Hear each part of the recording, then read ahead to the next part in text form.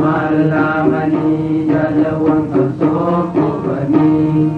malamani jalawan kasokubani Oromia bermaju bataluga kandugani nodenya kata di nuga jani adenya idaju profesor jani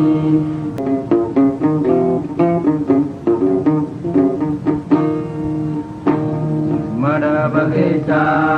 Bajabdu Tampuma Mada Bageta Bajabdu Tampuma Sera Dabluma Bina Yalalatuma Guyyaan kun akkuma seenaansaa nama baay'ee biratti beekamu eebila 15 addi bilisummaa Oromoo hogganoota isaa irra guddeessa durataa dhaabichaa Hayyuduree Jaal Magarsaa Barii ittaanaa Hayyuduree Jaal Gadaa Gammadaa akkasumas miseensota gumii sabaa kata'an kanneen Jaal Faanfam Dooyyoo Jaal Qacalee saafa lafaa ka'utti baha Oromiyaa keessatti dura Jaal Elamoo Qilxuu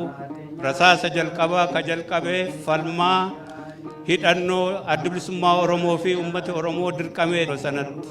sunis weerara Somaalee Itoophiyaa irratti bante.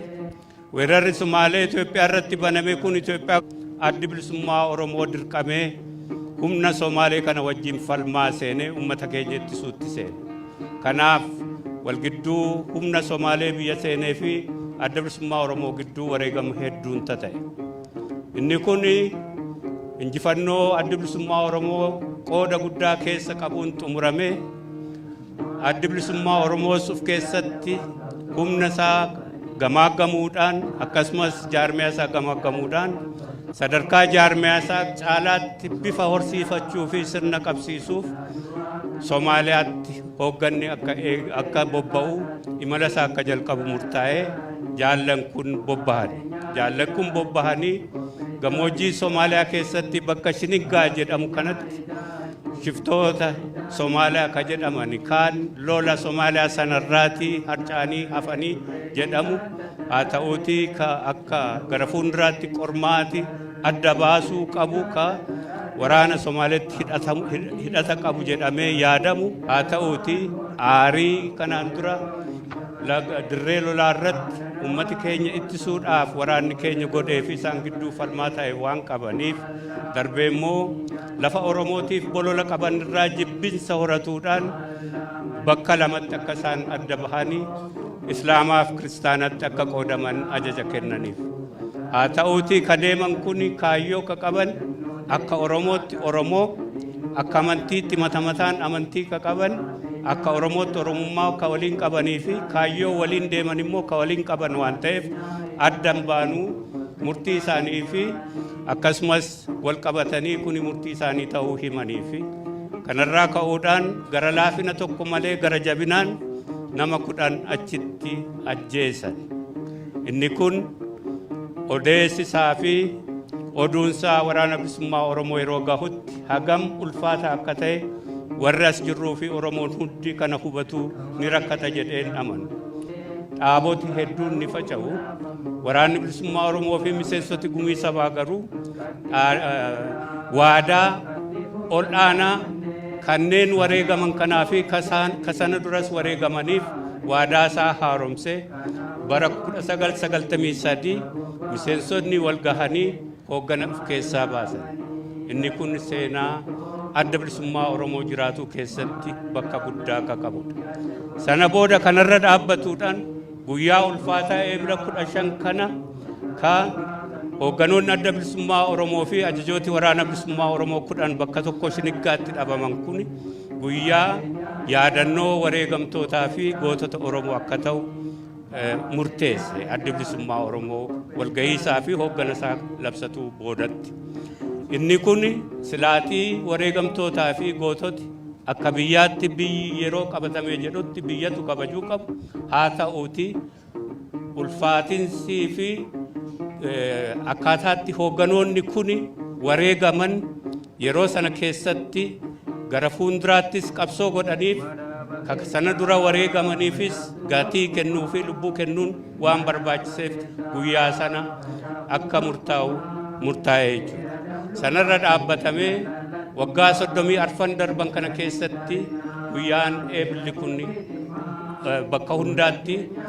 kabajamaa as gahee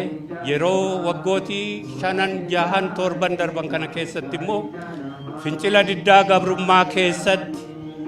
wareegamtoonni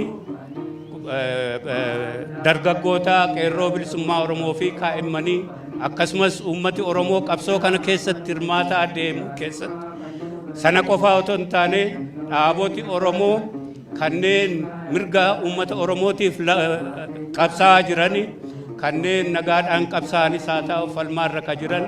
wareegamtoonni isaanii hundi kanatti dabalamee uummati Oromoo guyyaa kana guyyaa gootota isaa fi wareegamtoota isaa ta'uu ofitti fudhataa deemuun guyyaa wareegamtoota Oromoo ta'ee kabajamee Oromoodhaan hammatamuu isaatti inni kun injifannoo uummata Oromoo fi injifannoo warra wareegamanii ta'uu isaatti baay'ee itti boonna. Akkasumas immoo wareegamni isaanii kun firii malee kan hin hafne ta'uu isaarraati isa kanattis itti gammannaa hundi keenya bakka kanaan nu gahee gammachuu kanaan nu gahee jechuudha. Wareegamni akkasitti jalqabe akkuma amma jedhetti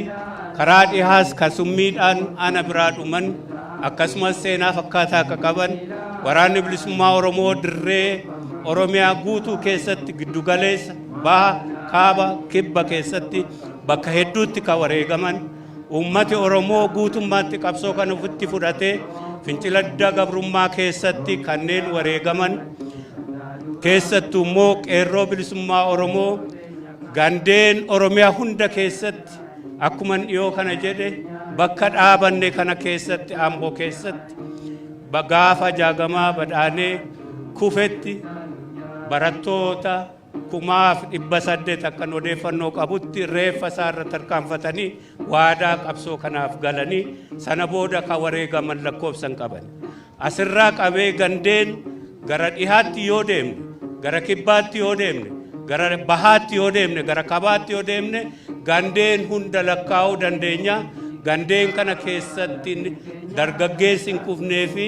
ummati hin wareegamne hin jiru Oromiyaa keessatti. Kanaaf guyyaan kun guyyaa wareegamtoota Oromoo hundaati ka jennuufi. Kana har'a wareegamni nurraa dhaabbatuu baatullee Oromiyaa keessa dhaabbanne guyyaa kana kabajuu keenyaaf kabajaan bara baraa wareegamtoota keenyaaf haa ta'u jedhaa jechuudha.